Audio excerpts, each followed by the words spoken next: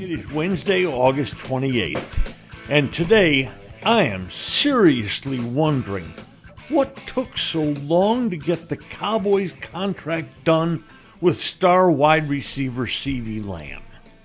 Crest is again proud to sponsor the McKinney Police Association Golf Tournament and Car Raffle, October 24th at TPC Craig Ranch in McKinney. Sign up and purchase a raffle ticket for the opportunity to win a brand new Crest Cadillac CT4. It's easy. You go to CrestCares.com. You don't even have to live in McKinney to win. Grab yourself a raffle ticket, sign up at CrestCares.com, perhaps win that new vehicle, and do support the McKinney Police Association. In 1993, Bob opened the original Bob's Steak and Chop House on Lemon Avenue. 32 years later, the original Bob still greets you at the original Bob's. And now his sparkling new Bob's at Craig Ranch has opened in McKinney. Same fantastic beef and fresh seafood at these two Bobs, each run by the Bob's Steak and Chop House. And now a word from our title sponsor. Are all financial advisors fiduciaries? Fewer than you think. Not knowing could reduce your lifestyle. Hi, I'm Mitch Kramer, founder and CEO of Fluent Financial. A fiduciary is a regulatory term to reduce conflicts of interest in wealth management. A fiduciary always works in your best interest.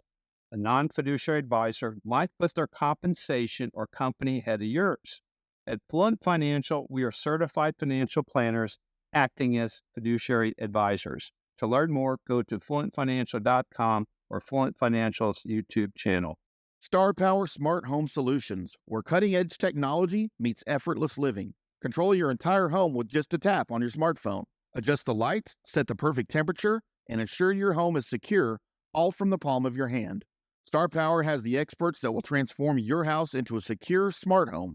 Experience the ultimate solution in comfort and security for your family. Get started at GetStarPower.com. Star Power, where innovation meets home. I just can't understand the Cowboys' contractual strategy over the years, and in particular, this year with CeeDee Lamb. They knew his fifth-year contract was coming for, well, the last 4 years.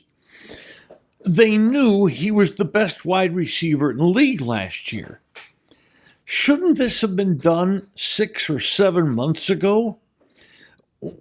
If the Cowboys in February had offered CeeDee Lamb 4 years for $132 million, would he have taken it? I believe he would have. It could have saved them $4 million because Lamb got eventually 136. What if they'd offered 128? Could they have saved $2 million a year? Well, we're never going to know that, are we? Because whatever they could have saved is now out the window. Meanwhile, while they were waiting, the Minnesota Vikings made Justin Jefferson the highest paid receiver in the league at 4 years for $35 million. While they waited, Lamb's price went up.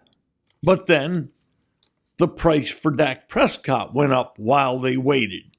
And the price for Zach Martin went up while they waited. It doesn't seem they've learned from this. And I'll bet that Micah Parsons is going to go through the same thing next year, and his price will go up as they wait. Last week, right here, we suggested that CeeDee Lamb would take $1 million a year less than Justin Jefferson. We're right on the button that he would take $34 million. And the Cowboys were offering $32.5 million. Why? Did they suddenly think CeeDee Lamb was going to take less money? Is that the trend in the National Football League? No, that's not the trend in the National Football League. And what he got at $34 million a year is exactly what he deserved. In fact, you know what? I thought he could have held out for $1 more than Jefferson to make him the highest paid wide receiver in the league. But what were the Cowboys thinking was happening? Lamb had all the leverage in this situation. What did the Cowboys get from waiting? They wound up paying $2 million, $3 million more than they would have had they gotten this deal done maybe 6 months ago. And meanwhile, Lamb misses all of OTAs, and he misses all of the California training camp, and he's going to arrive about a week and a half before the first game of the season happens. This is now my opinion. In situations like this in the past, it struck me that a player who misses all this time in practice, it can affect his production in that year and his health in that year. But I return to my original question. What was Dallas' strategy? Prices were going up.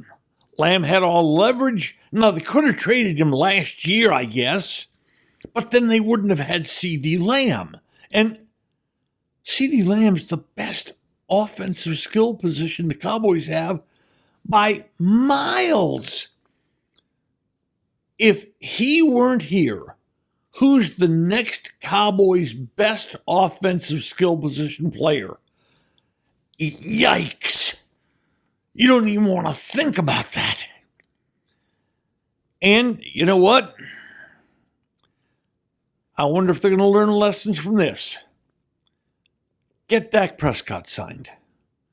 Get Micah Parsons in early and say, hey, let's get this deal so we don't have to go through this torture with you next year. And by the way, I don't know if you saw it, but Micah said about CeeDee Lamb's contract, he's worth every penny he got. And next year at this time, Micah, about his own contract, will be saying, I'm worth every penny that I should be getting.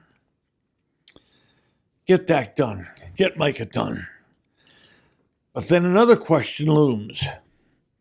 You will have 3 players making a combined $130 to $135 million under the cap. No NFL team has ever tried to pay 3 players making that much in a single season. But it appears that's what the Cowboys' strategy is going to be. That's that phrase again. The Cowboys' strategy. Today's episode brought to you by Fluent Financial. Retire sooner, better lifestyle. By Star Power. Love where you live. And by Bob's Steak and Chop House.